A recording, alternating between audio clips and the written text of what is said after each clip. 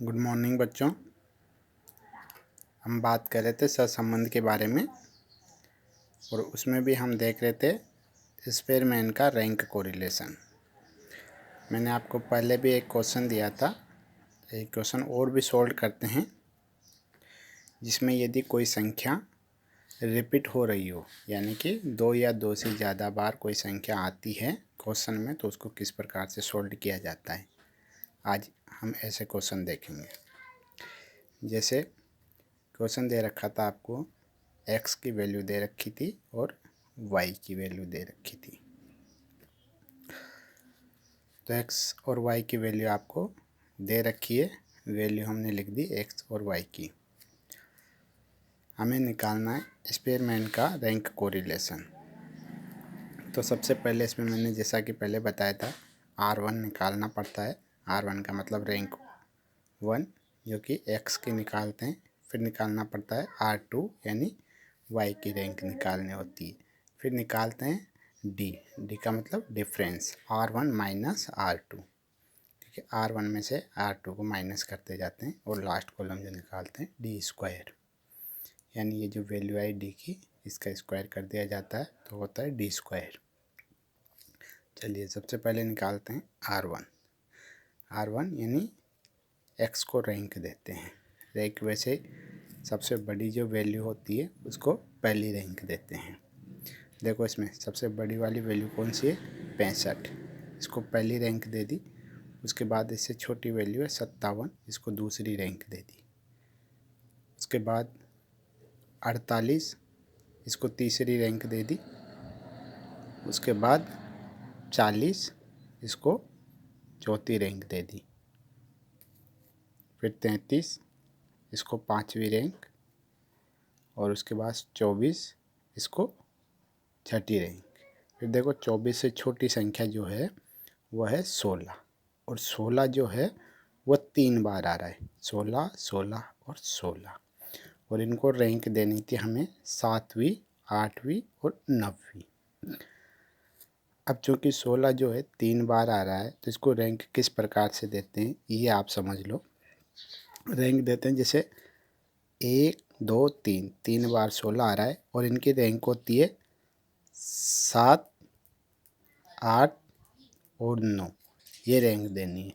लेकिन किसी को भी 7, 8 या 9 नहीं दे सकते, क्योंकि ये जो संख्या है ये सेम है। तो क्या करेंगे, इन तीनों रैंक का औसत निकाल देंगे। 7, 8, 9 इनको जोड़ के 3 का भाग लगा देंगे, तो हो जाता है हमारे 24/3, यानी कि 8। तीनों रैंक का औसत जो है वो 8 आता है, तो तीनों को 8 रैंक दे दी। इस 16 को भी 8 रैंक दे दी और इन दोनों को भी 8 रैंक दे दी। अब हमारी 7वीं, 8वीं और 9वीं रैंक क्लियर हो चुके, और हमें जो नेक्स्ट रैंक देनी है 16 से छोटी वाली वैल्यू को, वो 10वीं रैंक देते हैं। ठीक है, तो इससे छोटी जो रैंक है वह संख्या है वो 9 है, तो 9 को रैंक दे दी 10। ठीक, इसके बाद निकालेंगे R2 का मतलब y जो वैल्यू दे रखी है y की, उसको रैंक देंगे। तो उसमें देखो सबसे बड़ी वैल्यू है 24, तो 24 को पहली रैंक दे दी। फिर है 20, इसको दूसरी रैंक दे दी। फिर है 19, इसको तीसरी रैंक दे दी। और फिर है 15, उसको चौथी रैंक दे दी। अब देखो 15 से जो छोटी वाली वैल्यू है वो है 13। अब 13 2 बार है, 13 और 13, और इसको रैंक मिलनी चाहिए थी 5 और 6। लेकिन किसी ना तो इस 13 को 5 दे सकते, ना इसको 5 दे सकते, क्योंकि दोनों सेम है। तो 5 और 6 रैंक देनी थी, तो 5 और 6 का औसत निकाल देंगे, जो कि कितना होता है 5.5। यानी इस 13 को भी 5.5 रैंक दे दी, और इस वाले 13 को भी 5.5 रैंक दे दी। अब 5 और छठी रैंक ख़त्म हो चुकी है, डायरेक्ट रैंक देंगे 7वीं। तो इससे छोटी वाली वैल्यू जो है वो है 9, इसको 7 रैंक दे दी। फिर देखो 9 से जो छोटी वैल्यू है वो है 6, लेकिन 6 भी 2 बार है, एक 6 यहाँ पे और एक यहाँ पे। इनको हमको रैंक देनी थी 8 और 9। ठीक है, तो 8 और 9 का औसत निकाल देंगे, ये होता है 8.5। यानी दोनों को 8.5 रैंक दे दी। क्लियर। और 8वीं और 9वीं रैंक ख़त्म हो गए और डायरेक्ट नेक्स्ट जो रैंक देंगे वो 10वीं देंगे, यानी 4 जो है उसको 10वीं रैंक दे दी। क्लियर। इसमें सबसे इम्पोर्टेंट चीज़ यही है रैंक देना। तो रैंक कैसे देते हैं, यानी जितनी संख्याएं हैं उनका औसत निकाल लेते हैं, रैंक का औसत निकाल लेते हैं। उसके बाद निकालेंगे डी का मतलब होता है R1 माइनस R2, यानी रैंक फर्स्ट में से रैंक 2 को माइनस करते जाते हैं। 3 में से 5.5 को घटाया तो माइनस के 2.5, 5 में से 5.5 को घटाया तो माइनस के 0.5, 4 में से 1 को घटाया तो 3, 10 में से 8.5 को घटाया तो 1.5, 8 में से 4 को घटाया तो 4, 8 में से 10 को घटाया तो माइनस के 2, 1 में से 2 गए तो माइनस का 1, 6 में से 7 गए तो माइनस का 1 और 8 में से 8.5 गए तो माइनस 0.5 और 2 में से 3 गया तो माइनस के 1। उसके बाद निकालेंगे डी स्क्वायर का मतलब ये जो डी की वैल्यू है इसका स्क्वायर करते जाएंगे तो माइनस 2.5 का स्क्वायर होता है प्लस में 6.25, माइनस 0.5 का होता है 0.25, 3 का स्क्वायर 9 होता है, 1.5 का स्क्वायर 2.25 होता है, 4 के 16 माइनस 2 के 4, 1 का 1 होता है, 1 का 1.5 का 0.25 होता है और 1 का 1 होता है। डी स्क्वायर का टोटल कर देंगे तो सिग्मा डी स्क्वायर की वैल्यू आ जाती है 41। अब देखो इसमें फॉर्मूले को समझ लो। मैंने इस मेथड में आपको 2 फॉर्मूले लिखवाए थे। एक सिंपल फार्मूला लिखवाया था, वह था R बराबर 1 minus 6 sigma D square upon n की पावर 3 माइनस n। ये फॉर्मूला तब यूज होता है जब x और y की वैल्यू में से ऐसी कोई भी वैल्यू नहीं होनी चाहिए जो रिपीट हो रही हो, ठीक है, तब ये फॉर्मूला यूज़ करते हैं। अगर कोई संख्या रिपीट हो रही हो तो हम ये वाला फॉर्मूला यूज़ करते हैं। अब देखो यहाँ पर ये देखा जाता है कि कोई संख्या जो है कितनी बार रिपीट हो रही है, ठीक है। ऐसी कितनी संख्याएं हैं x और y में जो रिपीट हो रही है, ये देखा जाता है। देखो x में एक संख्या थी 16, केवल x में एक ही ऐसी संख्या है 16 जो 3 बार आ रही है, तो एक तो ये। दूसरा y में 2 संख्या है, एक तो 13 है और दूसरी 6 है जो एक से ज़्यादा बार आ रही हो। तो 2 संख्या तो ऐसी y में है जो रिपीट हो रही है और एक x में है, यानी कि ऐसी 3 संख्याएं जो एक से ज़्यादा बार आ रही है। तो देखो फॉर्मूला कैसे बनाएंगे।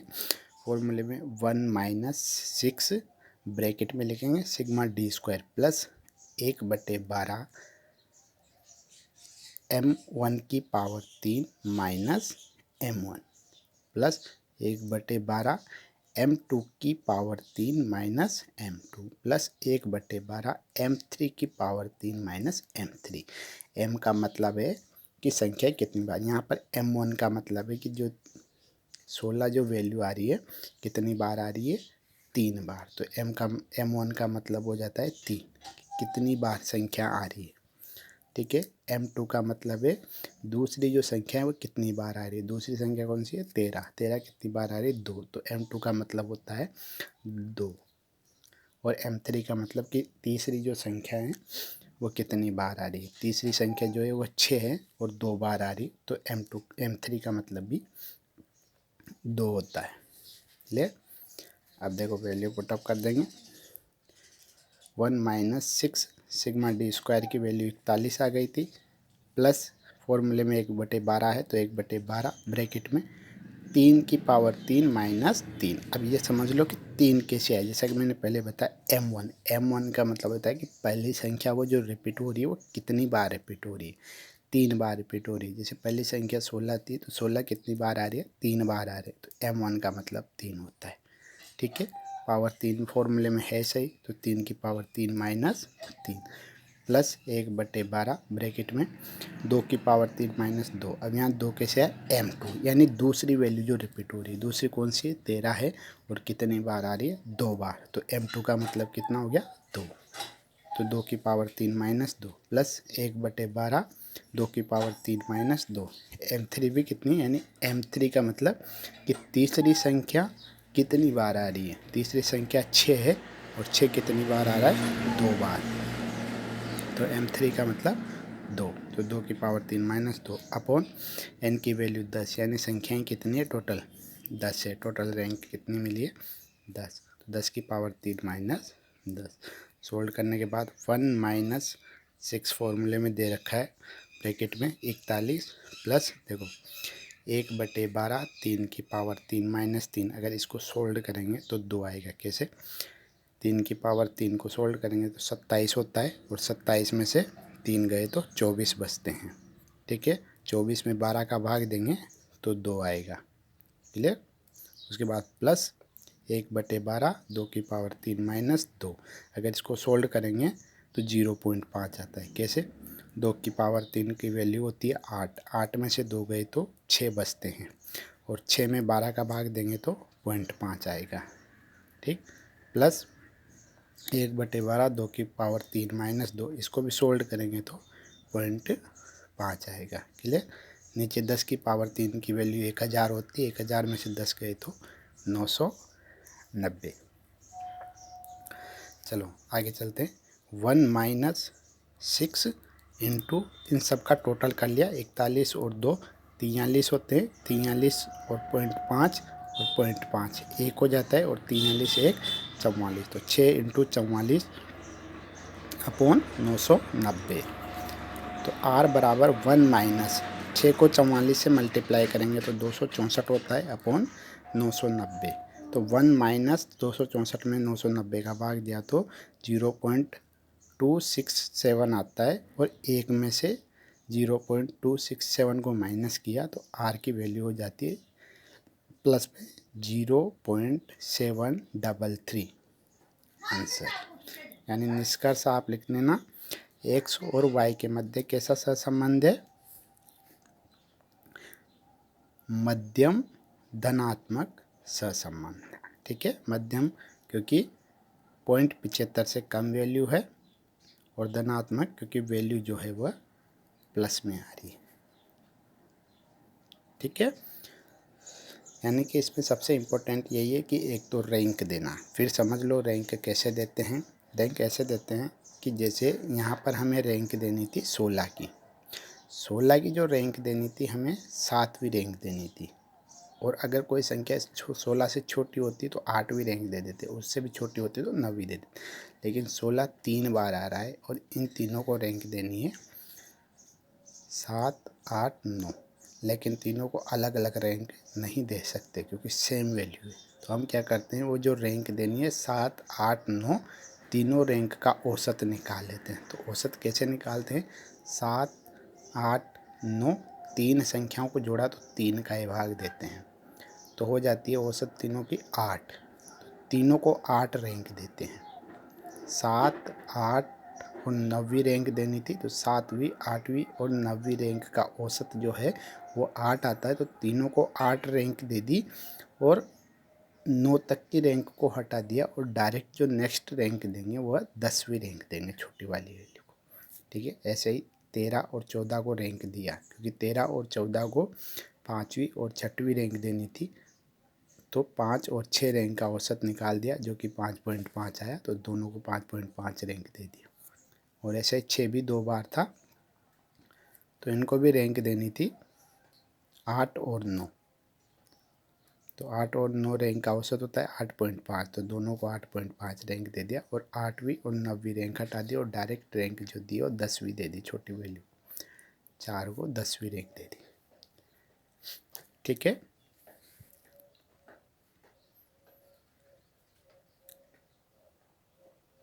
धन्यवाद।